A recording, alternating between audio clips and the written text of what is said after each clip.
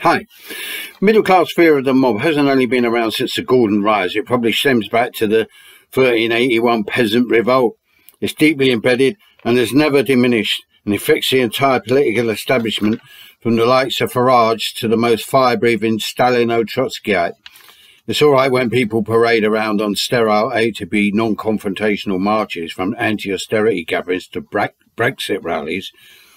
All competing factions of our miserable reactionary middle class have never even progressed to the mildest form of republicanism. Even when some became Corbynistas, the erection of barricades was the last thing on their minds.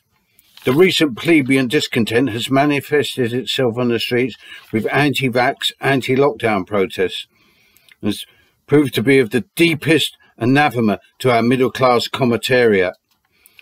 It's true. These protesters are confused, lost in a fog of contesting contradictions and increasing distrust, melding into hatred of the system as they see it. Utterly irrational at times, uncontrollable, yet pregnant with subversive possibilities. We have a crumbling, creaking, unreformable system. COVID blowback feeding into the devastation, hopelessness.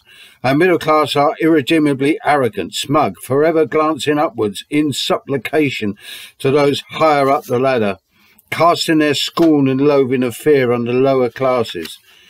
It's about time we started to assert ourselves not only against the ruling elites, but the middle classes who prop them up, who deserve to be swept away along with the so-called 1%.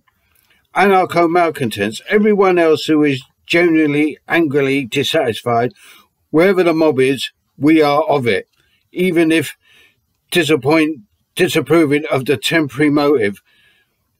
We've got to be there to observe, argue, agitate and sometimes brawl, but never to be conspicuous by our absence. Bye.